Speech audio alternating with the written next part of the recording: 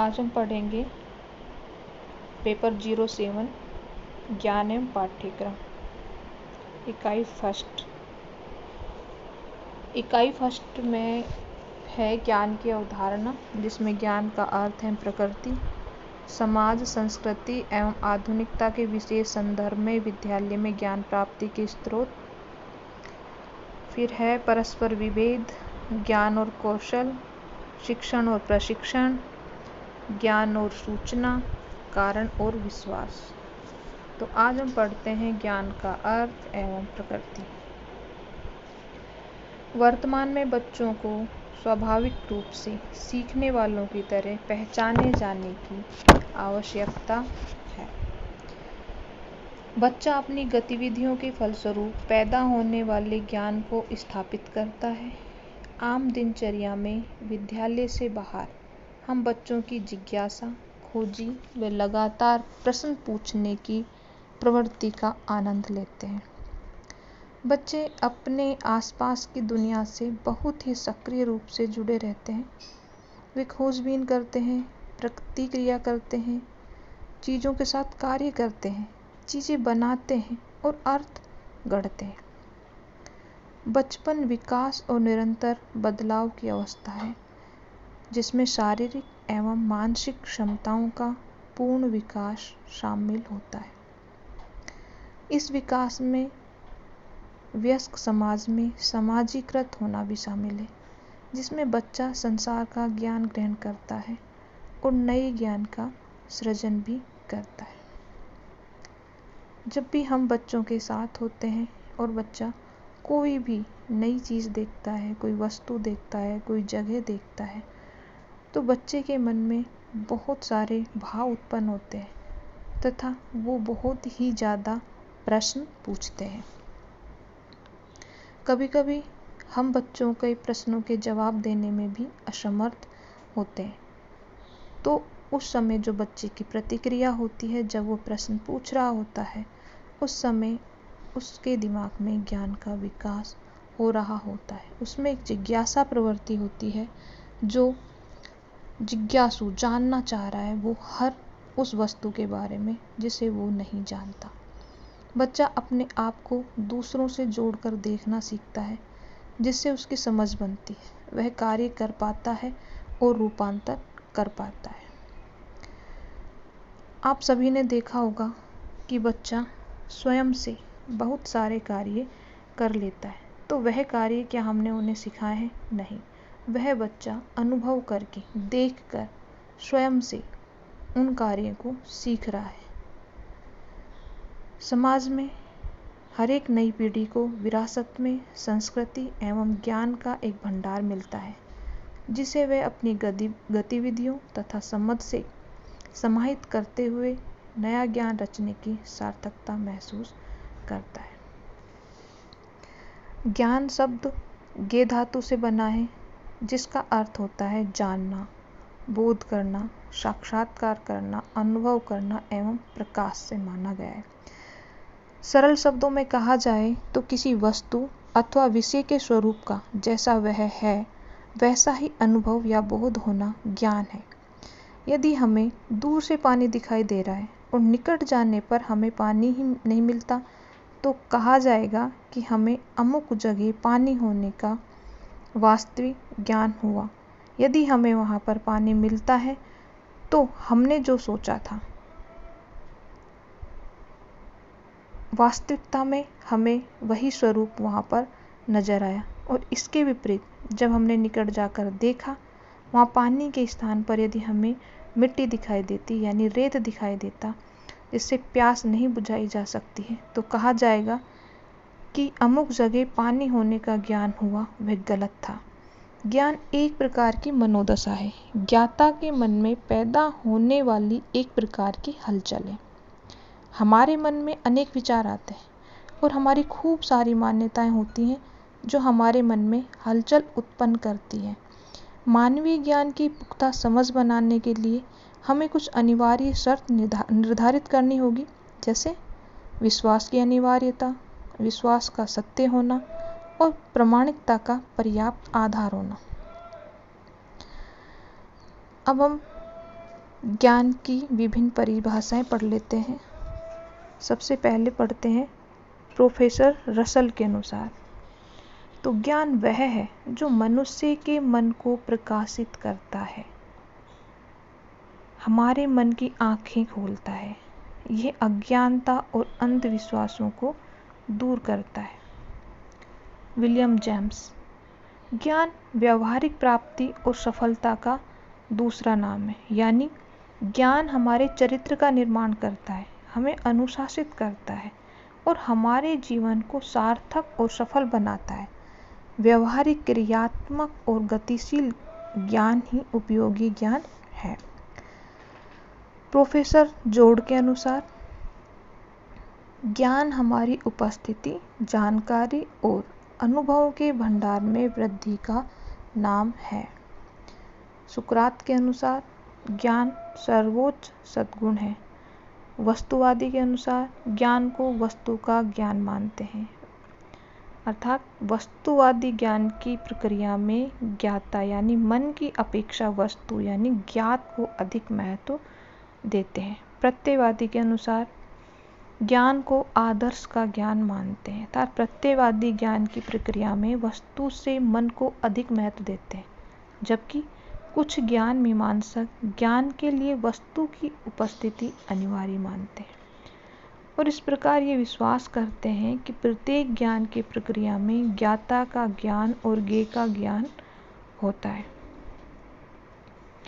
अन्य ज्ञान मीमांसक ज्ञाता ज्ञान को ज्ञेय के ज्ञान से भिन्न मानते हैं। होब्स ने कहा है कि ज्ञान शक्ति है, अर्थात इस ज्ञान में जो कुछ भी वृद्धि होती है वह मानव शक्ति में वृद्धि है। सामान्यतः ज्ञान शब्द या जानने शब्द का प्रयोग 3 अर्थों में प्रयोग में किया जाता है। जैसे पहला है परिचय। जब हम किसी व्यक्ति के परिचय की जानकारी रखते हैं तो माना कि हम उस व्यक्ति के बारे में ज्ञान रखते हैं, परंतु केवल परिचय करने मात्र से संपूर्ण ज्ञान नहीं प्राप्त होता। उसके लिए अन्य स्रोतों से जानकारी लेकर उसके बारे में जानकारी प्राप्त की जा सकती है। जैसे आप प्रधानमंत्री के बारे में यदि जानना चाहते हैं तो आप उनसे परिचित हुए बिना भी उन पर लिखी पुस्तकों को पढ़कर उनके बारे में जानकारी हासिल कर सकते हैं।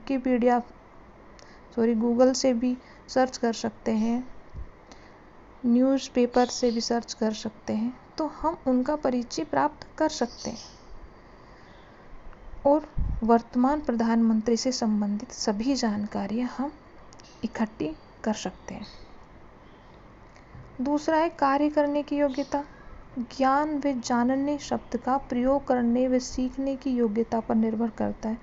जैसे योग्यता से अभिप्राय किसी कार्य करने की कुशलता से। जैसे एक तैराक में तैरने की योग्यता है, तभी वह तैरना जानता है। तीसरा है प्रतिज्ञप्ति ज्ञान। यह अर्थ दर्शन शास्त्र के क्षेत्र में महत्व रखता है। जैसे हम जब ये कहते हैं कि हम जानते हैं या जानकारी रखते हैं तो इसका अर्थ ये हुआ कि हम किसी बात का ज्ञान रखते हैं। जैसे मैं पढ़ना जानता हूँ, मैं पढ़ना जानती हूँ, मैं तैरना जानती हूँ, मैं हारमोनियम बजाना जानती हूँ। प्लेटो के अनुसार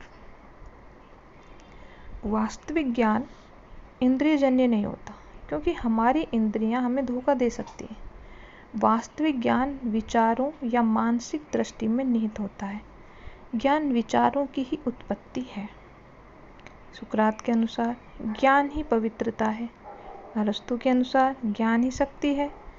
क्रेमेनियस के अनुसार ज्ञान के लिए, अतः स्कूल का कार्य बालक को ज्ञान प्रदान करता है। सोफिस्टों के अनुसार ज्ञान प्रगति है। वास्तव में ज्ञान को शिक्षाविद सभी प्रकार के अच्छे व्यवहार की कुंजी मानते हैं। ज्ञान ही वह शक्ति है जो हमारे मानसिक विकास में सहयोग देती है।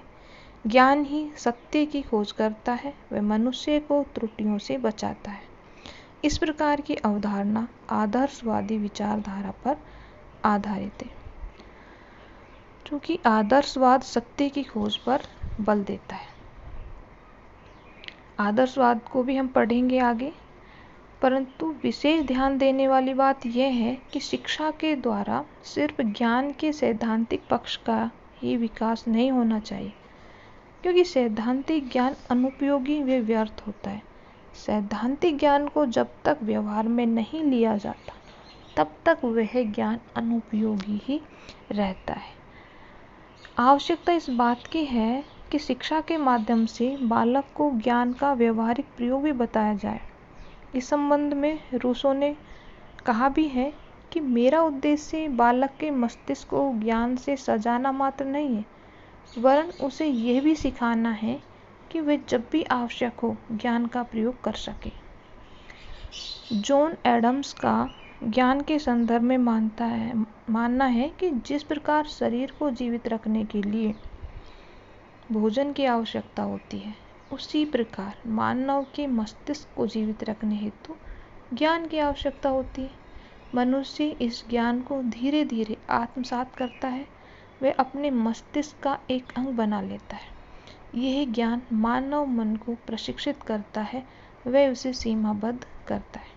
अतः वास्तव में ज्ञान का सीधा तात्पर्य मानसिक शक्ति से।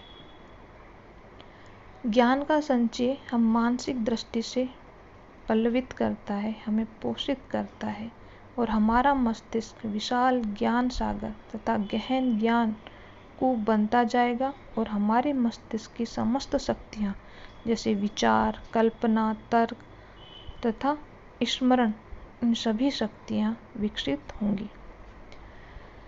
मानव बुद्धि को क्रियात्मक रूप देकर अपने ज्ञान का समुचित प्रयोग कर पाता है। वास्तविक ज्ञान केवल तथ्यों को रटना मात्र ही नहीं है, अपितु वह एक क्षमता है, शक्ति है, जिसके द्वारा हमारे अंदर उचित कार्य करने की योग्यता उत्पन्न होती है।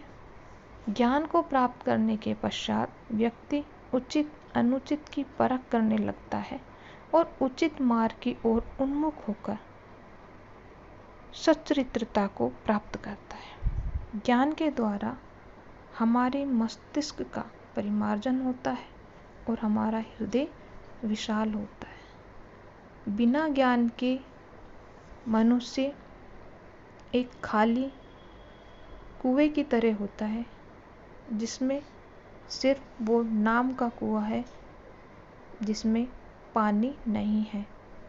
और जिस प्रकार बिना पानी का कुआं अनुपयोगी होता है, उसी प्रकार मनुष्य भी बिना ज्ञान के अनुपयोगी ही होता है। ज्ञान ही मनुष्य को एक सही रास्ता और एक सही कल्पना शक्ति, स्मरण शक्ति तथा अपने ज्ञान का सही जगह, सही समय प्रयोग करना सिखाता है।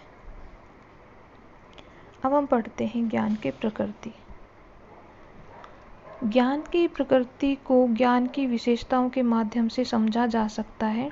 हालांकि ज्ञान के शाब्दिक अर्थ से भी ज्ञान की प्रकृति को स्पष्ट किया जा सकता है। जैसे हमने अभी परिभाषाओं के अंदर पढ़ा था कि ज्ञान में शक्ति है, ज्ञान कभी समाप्त नहीं होता। तो इस तरीके से यही जो विशेषताएं हैं वही ज्ञान की प्रकृति है। तो सबसे पहला है ज्ञान में शक्ति है। ज्ञान किसी भी परिस्थिति में कमज़ोर नहीं होता है, उसमें पर्याप्त मात्रा में ताकत होती है जो कि असत्य एवं ज्ञान का मुकाबला कर सकती है। नंबर 2 है ज्ञान कभी भी समाप्त नहीं होता, यानी ज्ञान सदैव गतिमान रहता है, वह कभी भी समाप्त नहीं होता है। प्राचीन समय के ज्ञान वर्तमान में भी उपलब्ध रहते हैं, जो कि सिद्ध करते हैं कि ज्ञान कभी भी समाप्त नहीं होता। ज्ञान पीढ़ी दर पीढ़ी संचरित होता है। सत्य तक पहुंचने का एकमात्र साधन वो ज्ञान ही है, जिसके माध्यम तक से हम सत्य तक पहुंच सकते हैं। ज्ञान ही सत्य तक पहुंचने का एकमात्र साधन है। किसी अन्य साधन से सत्य तक नहीं पहुंचा जा सकता। ज्ञान के माध्यम से ही सत्य की प्राप्ति होती है। जिस प्रकार महात्मा बुद्ध ने ज्ञान प्राप्त करके ही सत्य को प्राप्त किया था। ज्ञान की प्रकृति धन के समान होना। ज्ञान की प्रकृति धन के समान ही होती है। ये जितना एक मनुष्य को प्राप्त होता है वह उतना ही ज़्यादा पाने की इच्छा रखता है। ज्ञान का प्रेम एवं स्वतंत्रता के सिद्धांतों पर आधारित होना। ज्ञान प्रेम एवं स्वतंत्रता के सिद्धांतों पर आधारित होता है। इसमें घृणा एवं परतंत्रता के लिए कोई स्थान नहीं होता। जब मनुष्य को पूर्ण ज्ञान होता है तो मनुष्य में घृणा और परतंत्रता के लिए कोई स्थान ही नहीं बचता। उसे प्रत्येक जगह प्रेम और स्वतंत्रता, वो स्वयं भी स्वतंत्र रहना चाहता है तथा सामने वाले को भी वो स्वतंत्रता प्रदान करता है। ज्ञान क्रमबद्ध रूप से बढ़ता है। ज्ञान सदैव क्रमबद्ध रूप से ही बढ़ता है। वह हमें एकदम अचानक से नहीं मिलता। किसी ज्ञान की प्राप्ति क्रमबद्ध रूप से ही संभव है। जिस प्रकार एक बच्चा पैदा होने के बाद से ही धीरे धीरे ज्ञान प्राप्त करता जाता है, उसके बाद में वो विद्यालय, फिर महाविद्यालय और फिर वो एक व्यवहारिकता वाला ज्ञान जहाँ वो एक कार्य में दक्ष हो जाता है। तो वो पूरा ज्ञान एक ही दिन प्राप्त नहीं किया या एक झटके में प्राप्त नहीं किया। वह ज्ञान उन्होंने क्रमबद्ध रूप से धीरे धीरे सीखा है। ज्ञान का सीमा विहीन होना। ज्ञान कभी भी किसी भी प्रकार की सीमा से आबद्ध नहीं रहता, चाहे वो प्रांतीय हो, राष्ट्रीय हो, अंतर्राष्ट्रीय हो।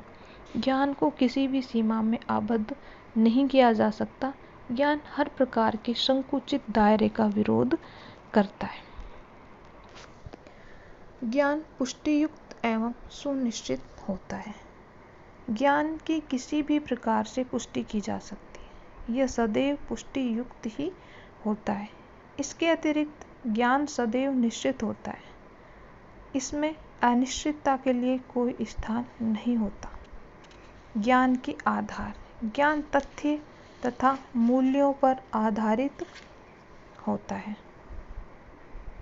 किसी भी स्थिति में इनकी अवहेलना नहीं की जा सकती। इसके अतिरिक्त शब्दों के अर्थ, शर्तें एवं विचार भी ज्ञान के आधार के रूप में कार्य करते हैं। ज्ञान का स्रोत सूचना।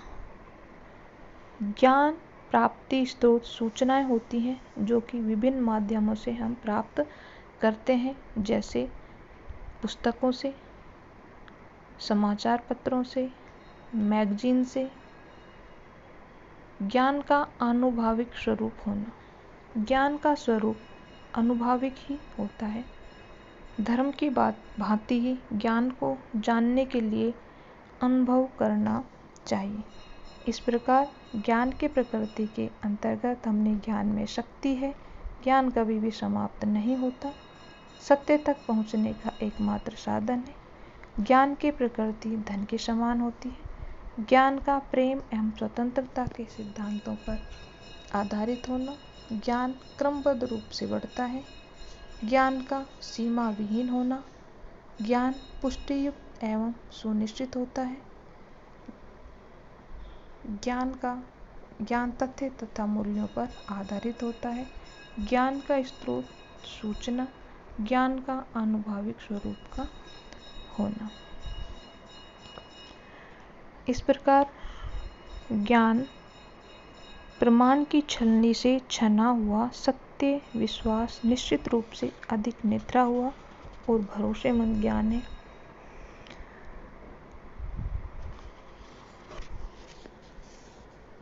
आज हमने ज्ञान का अर्थ एवं प्रकृति पढ़ा है। उम्मीद करती हूँ तुम्हें ये समझ में आ गया होगा।